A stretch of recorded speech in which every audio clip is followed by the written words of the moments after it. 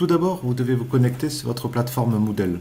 Pour cela, vous ouvrez votre navigateur, donc soit Mozilla Firefox, Google Chrome, Safari pour les Mac, etc., etc. Sur la barre d'adresse en haut, vous tapez LMS espace UCA pour Université Côte d'Azur et vous tomberez donc sur votre moteur de recherche. La première adresse qui vous sera proposée, en général est la bonne, c'est lms.unif-côte-d'azur.fr. Vous tombez donc sur la plateforme LMS et vous cliquez en haut à droite sur Connexion. Et comme vous êtes membre de l'UCA en tant qu'interne, vous cliquez sur cet onglet-là Se connecter. Vous tombez ainsi sur le service d'authentification de l'UNS et vous tapez votre identifiant puis votre mot de passe. En cas d'oubli, ou si vous ne l'avez jamais eu, donc vous cliquez en dessous sur étudiant, rendez-vous sur http://sesam.unis.fr pour obtenir ces codes-là. Mettez-les bien de côté, notez-les bien quelque part dans votre ordinateur parce que ce sera votre identifiant et vos mots de passe pendant toute la durée de votre DES. Vous vous connectez et vous arrivez sur votre plateforme Moodle. Donc en haut à droite, vous avez votre nom et votre prénom avec votre profil. Vous pourrez le modifier ici, mettre une photo si elle n'y est pas, changer certains éléments qui seraient incomplets si vous le souhaitez.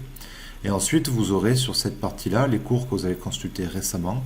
Et ici, la vue d'ensemble de tous vos cours. Pour l'instant, vous ne devriez avoir que le cours Portfolio qui est inscrit. Quand plusieurs cours seront ouverts, vous aurez l'ensemble de vos cours. Donc nous allons, pour les JASP, aller voir dans le cours Portfolio. Le cours est structuré comme cela, avec le syllabus, qui est un peu les généralités, puis tout un ensemble d'onglets. Dans une prochaine vidéo, nous reviendrons sur ces onglets-là. Maintenant, nous allons nous consacrer à votre JASP et comment déposer les travaux qui concernent ce JASP-là.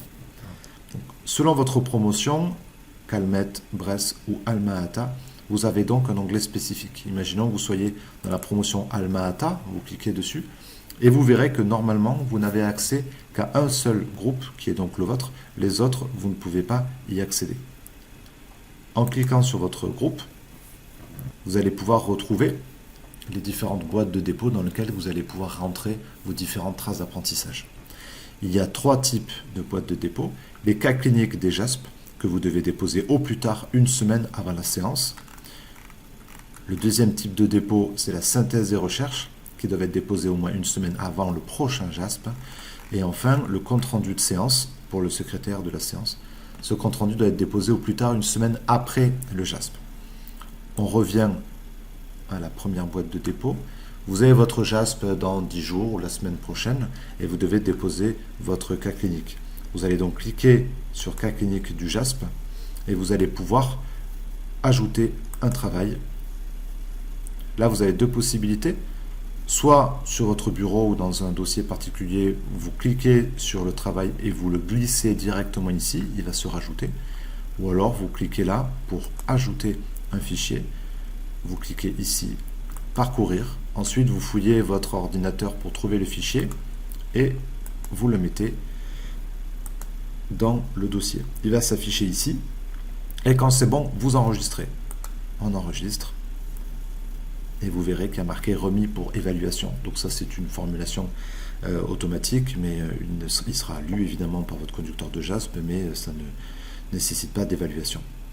Voilà. Si besoin, vous pouvez modifier le travail si vous êtes trompé ou si vous rajoutez des éléments dans votre document, ou alors supprimer le travail remis. Quand vous voulez revenir en arrière, le plus simple, c'est d'utiliser cette barre ici. Donc on va revenir en arrière sur groupe numéro 2.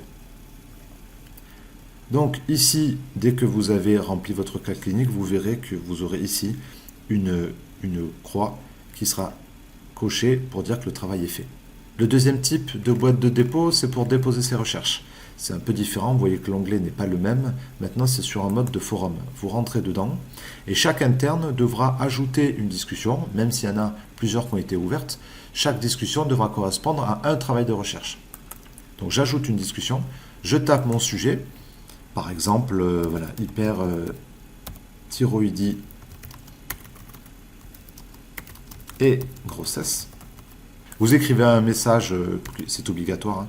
Donc voici mon travail sur l'hyperthyroïdie découverte au premier trimestre d'une grossesse. Et ensuite, vous cliquez sur Avancer. Et ainsi, vous allez pouvoir déposer ici une pièce jointe qui sera évidemment votre travail de recherche. Comme pour tout à l'heure, soit vous la cliquez glisser directement, soit vous la cherchez ici. Et là, pareil, vous cliquez sur votre fichier et vous le déposez. Une fois déposé, vous allez pouvoir envoyer votre discussion et vous verrez une discussion ici a été créée. Voilà. Le mode du forum permet effectivement à chaque étudiant de votre groupe et au conducteur du JASP d'y accéder.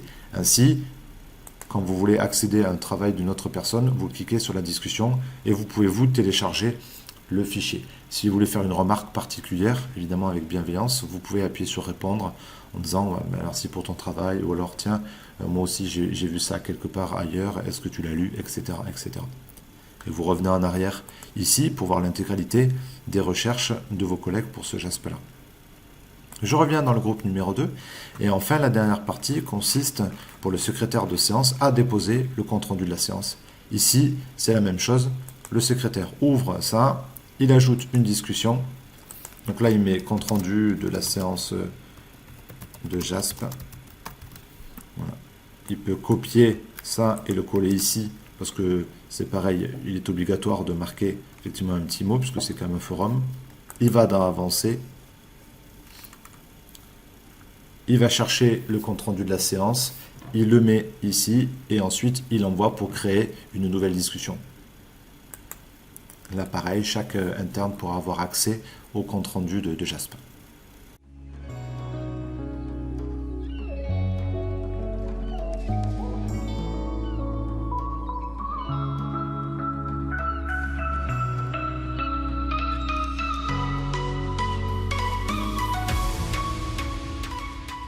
Pour les internes qui sont en stage en Corse, vous avez un onglet spécifique qui s'appelle JASP en Corse, comme son nom l'indique, et vous avez un onglet par semestre en Corse. Donc le semestre actuel, c'est les groupes 2019-2, c'est-à-dire le deuxième semestre de l'année 2019, et vous aurez accès, comme dans les boîtes de dépôt précédentes, à l'ensemble des travaux. Donc vous pourrez déposer vos cas cliniques, vous pourrez déposer votre recherche, et le secrétaire pourra déposer le compte-rendu de la séance.